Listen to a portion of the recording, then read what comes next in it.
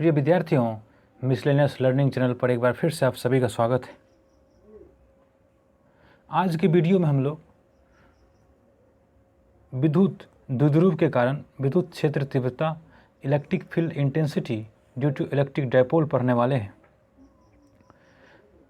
अर्थात विद्युत द्विध्रुव के कारण विद्युत क्षेत्र की तीव्रता पढ़ने वाले हैं। सबसे पहले हम विद्युत द्विध्रुव के कारण विद्युत क्षेत्र तीव्रता अक्षीय स्थिति में निकालेंगे, उसके बाद निरक्षीय स्थिति में निकालेंगे और उसके बाद किसी भी स्थिति में निकालेंगे। तो चलिए वीडियो शुरू करते हैं। सबसे पहले विद्युत द्विध्रुव के अक्षीय स्थिति में विद्युत क्षेत्र तीव्रता electric field intensity at axial position of electric dipole. तो मान लेते हैं एक डायपोल है जिसमें ये माइनस चार्ज है, ये एक प्लस क्यू चार्ज है, ये माइनस क्यू है और ये प्लस क्यू है। डायपोल का केंद्र O है तथा डायपोल का जो दूरी है ये 2D है, 2a मान लेते हैं। तो ये हो जाएगा A और ये हो जाएगा A। तो यहाँ से यहाँ A और A ये हो जाएगा 2a।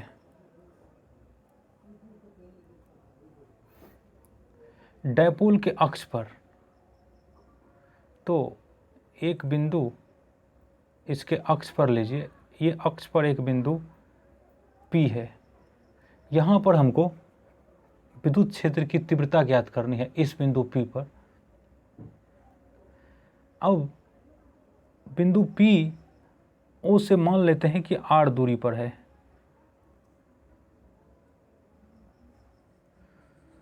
इस स्थिति में प्लस Q आवेश तथा बिंदु P के बीच का दूरी होगा। ये पूरा R है, ये यहाँ से यहाँ, और ये A है, ये A। तो ये हो जाएगा यहाँ से यहाँ R माइनस A, ये दूरी R माइनस A हो जाएगा।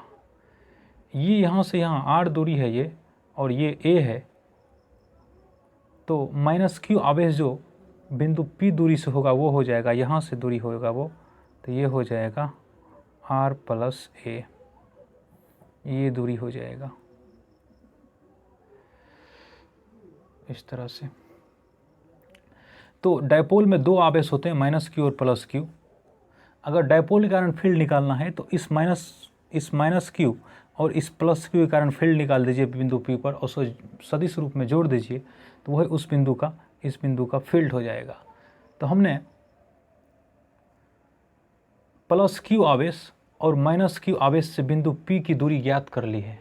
अब सिर्फ फार्मूला लगा करके हमको कैलकुलेट कर देना है। तो थोड़ा मान लेते हैं, माना एक द्विध्रुव माइनस Q तथा प्लस Q आवेश से मिलकर बना है।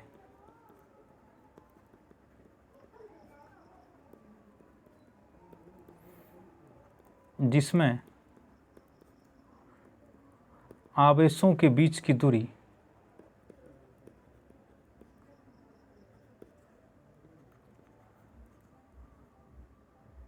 टू ए है। द्विध्रुव के केंद्र O से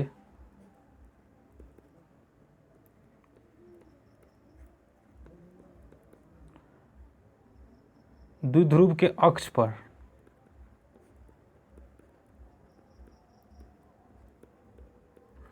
एक बिंदु P है,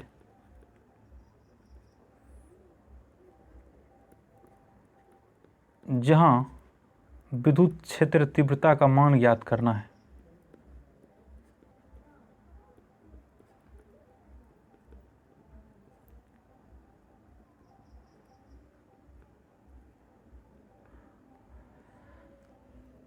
तो अब अगले स्लाइड में देखते हैं।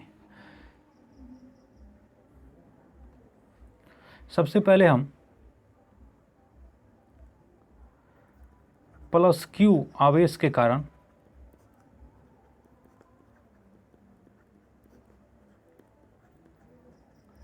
बिंदु P पर विद्युत क्षेत्र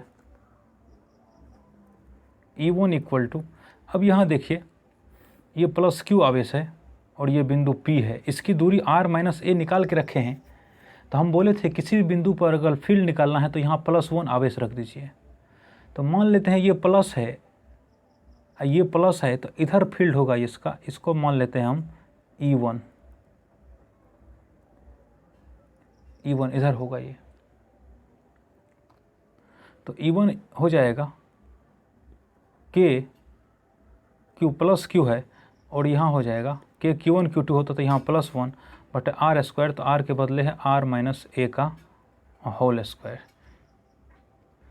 दूरी r माइनस a है, एक आवेश प्लस Q है, दूसरा आवेश +1 है, ये रख दिया है। तो ये हो जाएगा K Q by r minus a का होल स्क्वायर, ये E1 हो जाएगा। और इसकी दिशा देख लीजिए, इसकी दिशा ऐसे ही मान सकते हैं, इसको अगर इस बिंदु को अगर A माना जाए, A, और इसे B माना जाए, तो हम लिख सकते हैं BP की ओर। तो यहाँ लिख देते हैं, यहाँ वेक्टर नहीं लगाएंगे, BP की ओर।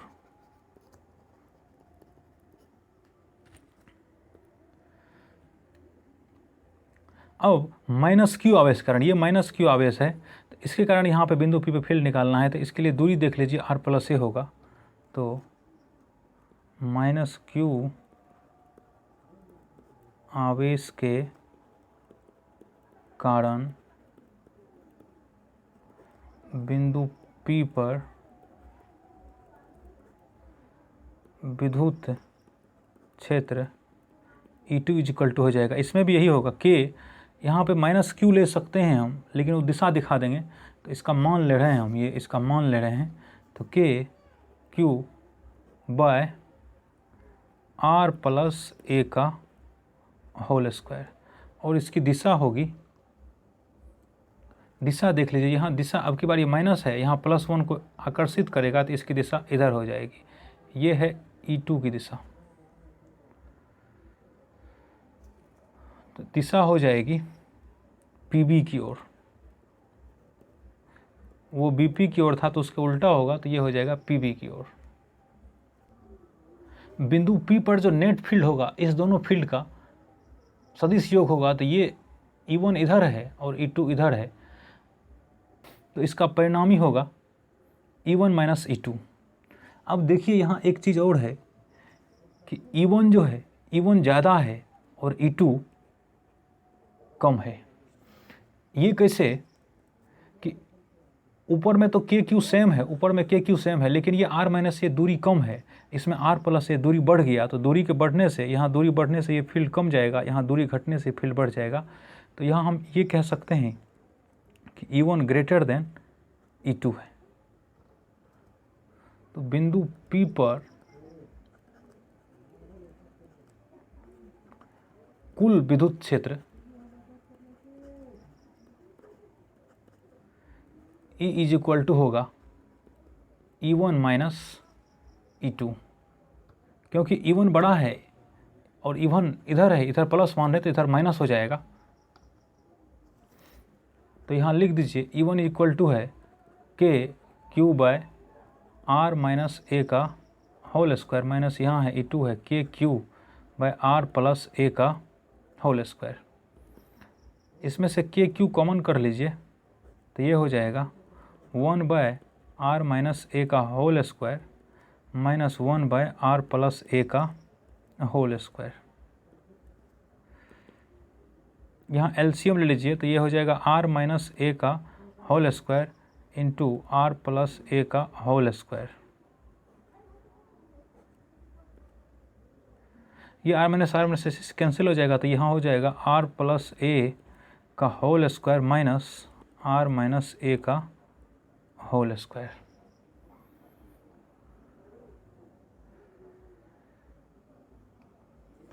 इसको फिर लिख सकते हैं r square plus a square plus 2ra, तोड़ दिए हैं r प्लस a का होल स्क्वायर को, minus r square plus a square minus 2RA, इस तरह से। और अब क्या करिए, ऐसे लिख दीजिए, ए स्क्वायर है ये स्क्वायर है तो इसको एक साथ करके लिख रहे हैं by r minus a into r plus a, इसका स्क्वायर लिख दीजिए। यहाँ देखिए इस पे भी स्क्वायर है तो स्क्वायर कॉमन कर लिया इस तरह से, तो ये हो जाएगा r square plus a square plus 2RA minus r square minus A square plus 2RA minus, यहाँ माइनस ये माइनस प्लस हो जाएगा तो प्लस हो जाएगा 2RA बाय ये a minus b into a plus b है,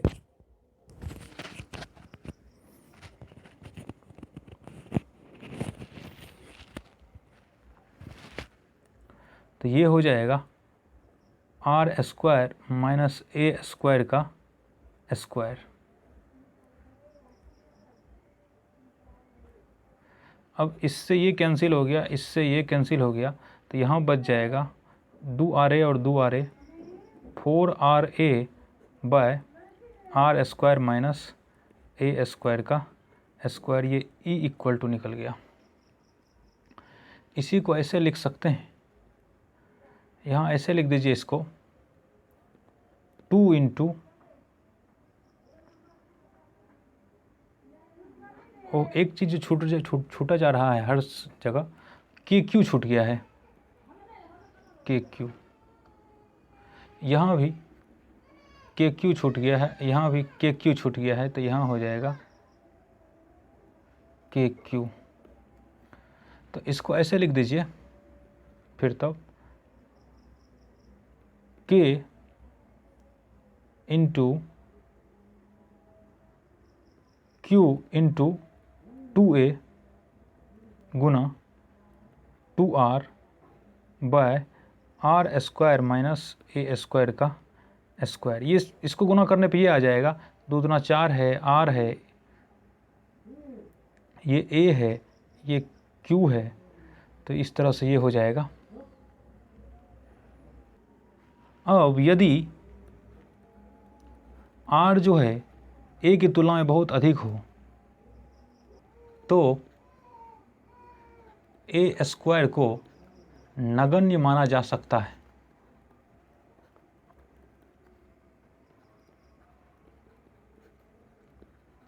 इसका क्या अर्थ है, ये देखिए ये दूरी r है और ये दूरी a है। अगर ये a बहुत छोटा हो r की तुलना में, r बहुत बड़ा हो इसके तुलना में, तो ये तो बहुत छोटा हो जाएगा, इसका स्क्वायर करेंगे तो और छोटा होगा, तो इसलिए इसको यहाँ से ख़त्म कर देंगे। तो ऐसा हो सकता है आर स्क्वायर माइनस ए स्क्वायर का स्क्वायर को लगभग में लिख सकते हैं, लगभग इक्वल टू लिख सकते हैं आर स्क्वायर का स्क्वायर, इसको इसी को लिख सकते हैं R4, ऐसा लिख सकते हैं। लेकिन शर्त ये है कि R A की तुलना में अधिक होना चाहिए, इसको ऐसे संकेत में सूचित करते हैं। तो E बराबर E इक्वल टू लिख सकते हैं, यहाँ देख लीजिए एक बार, के Q 2A K Q 2A into 2R by are square minus A square का स्क्वायर है, तो इसके बदले तो R4 लिख सकते हैं। यहाँ भी एक चीज़ ध्यान रख लीजिए, पिछले वीडियो में हम बता चुके हैं कि अगर ये एक डायपोल हो और दोनों आवेशों के बीच की दूरी 2A हो, तो इस डायपोल का डायपोल मोमेंट होता है, द्विध्रुव आघूर्ण होता है Q गुना 2A। तो इस डायपोल के लिए हम फिर Q गुना 2A के बदले P लिख सकते हैं, तो यहाँ A लिख देंगे KP इंटू 2R बाय, इसके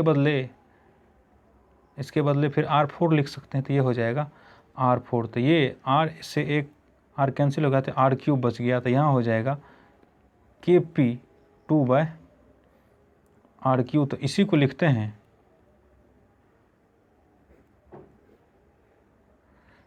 E इक्वल टू 2kp/r3। ये अदिश रूप में द्विध्रुव के अक्षीय स्थिति में विद्युत क्षेत्र का ये व्यंजक हो गया 2kp/r3। एक बार फिर से उस फिगर में आते हैं। अब यहाँ पे इसको अगर सदिश रूप लिखना चाहें तो E1 इधर है, पहले P की दिशा फाइनल कर लेते हैं। तो P की दिशा बताए थे पिछले वीडियो में कि ऋण आवेश से धन आवेश की ओर होती है, तो P की दिशा इधर होगी, फिर P की दिशा इधर।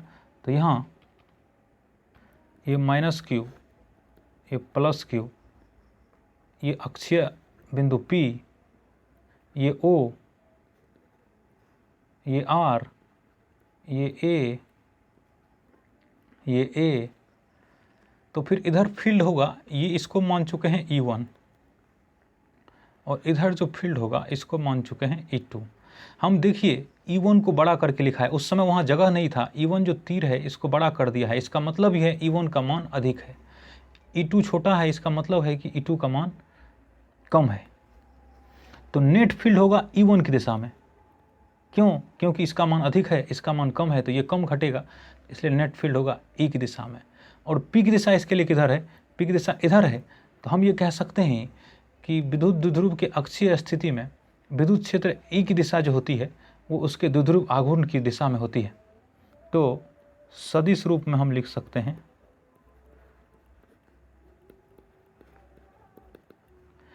E vector is equal to 2kp/r3। ये सदिश रूप हो गया। और अदिश रूप है, इसमें खाली मॉडुलस लिख दीजिए, तो 2kp/r3, ये अदिश रूप हुआ। यहाँ एक कन्फ्यूजन जो रहता है वो ये कि अगर हम बिंदु P को निगेटिव आवेश की ओर रख दें, ऋणात्मक आवेश की ओर रख दें, तो वो स्थिति पर भी विचार कर लेते हैं।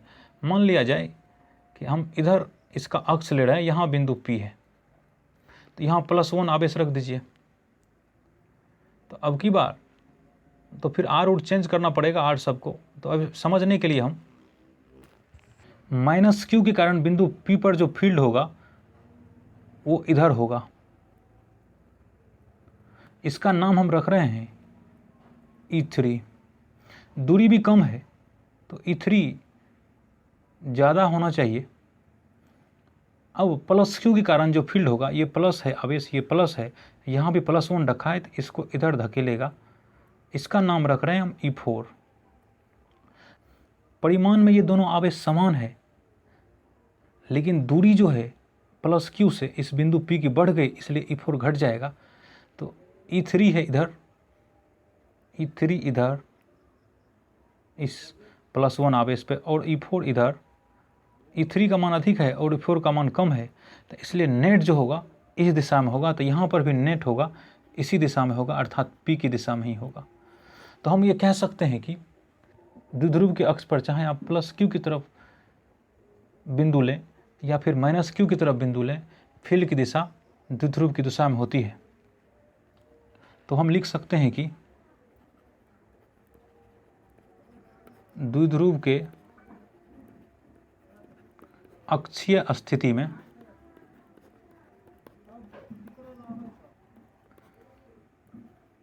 विद्युत क्षेत्र की दिशा